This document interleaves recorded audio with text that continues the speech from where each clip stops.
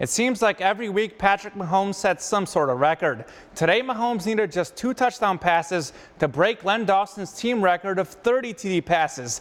By the way, Dawson did it in 1964. Mahomes will get right to work against the Cardinals.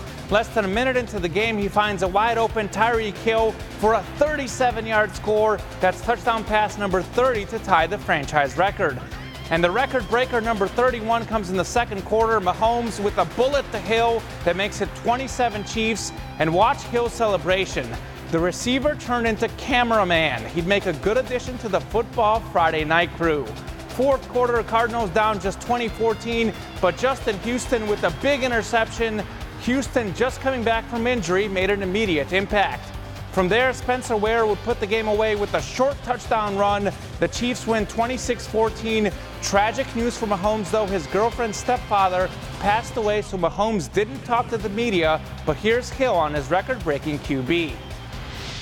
I mean, for him to come in to do that, I mean, that's amazing, man. Like, a lot of people doubted him, you know what I'm saying? He wasn't going to do this, he wasn't going to do that, but he's shutting a lot of people up right now, and I'm proud of him. Next up for the Chiefs, a showdown with the Rams on Monday Night Football. That game's on November 19th in Mexico City. At 9-1, the two teams share the best record in the NFL. There's something about Mizzou in the month of November. The Tigers took down Vanderbilt 33-28 as Barry Odom's now 8-2 in November. An important victory, too, as Missouri is now bowl eligible for the second straight year.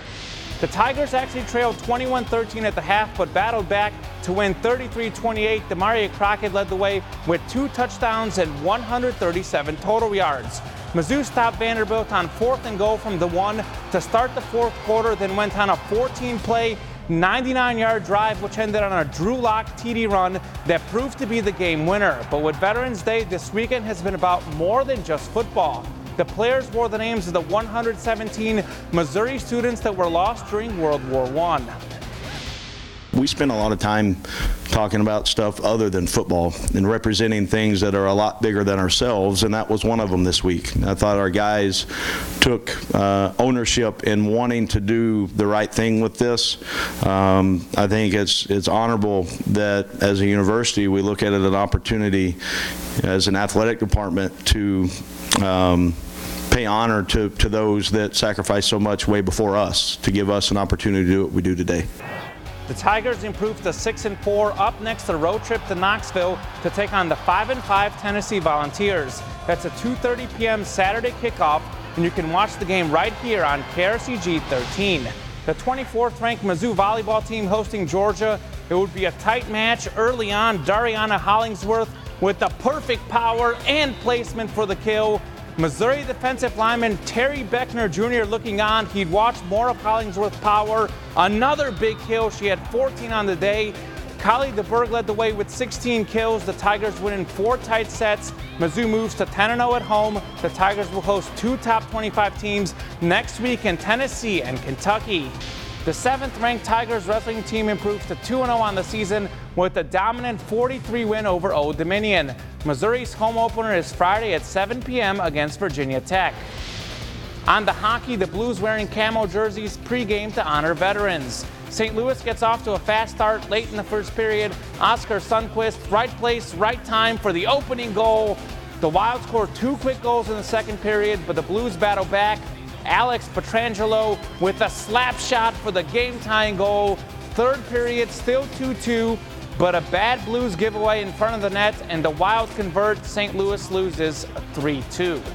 On the NASCAR and the Can-Am 500, military members recognized before the race on Veterans Day. Only 8 drivers still alive in the playoffs, fighting for 4 spots. 44 laps to go and a wreck. This is a bad one for Chase Elliott and Kurt Busch, who were 5th and 6th respectively in the standings. Kyle Busch would win the race. 4 drivers eliminated from the postseason. The championship 4 left for next Sunday's title race are Joey Logano, Kyle Busch, Martin Truex Jr., and Kevin Harvick. The high school football season almost over too, but some local teams and athletes still putting on a show in the playoffs. Here's a look at our Week 12 high school football Play of the Week nominees. We start with Blair Oaks and Braden Pritchett. He takes the handoff, and there's no bringing him down. Pritchett in the open field, and he runs over one defender. breaks a few more tackles, and he's in for a 38-yard TD. The Falcons flying to a district title. Rockbridge's season came to an end, and so did the great high school career of Nate Pete. He's headed to Stanford next year, and this is why. Pete with a 70-yard touchdown run. Speaking of long runs, how about Battle's Darren Jordan? Look at this speed. Jordan and the Spartans win a district title thanks in part to this 93-yard touchdown run. Go to our KRCG Facebook and Twitter pages tomorrow morning to vote. Many high school athletes dream of turning pro, and that's exactly what Jefferson City's OG Anunoby has done. OG continues to make an impact for the Raptors. They're 12-1. He had a good game yesterday and a win over the Knicks. OG was a force in the paint, pouring in 16 points, which included acrobatic finishes like this one. OG is averaging about 9 points per game this year. He's back on the court tomorrow night against the Pelicans, a 6:30 tip-off on NBA TV. Gotta love when the local kids are doing good. He's getting better. He's better year 2 than he was year 1. Yes, it's absolutely fun to follow him.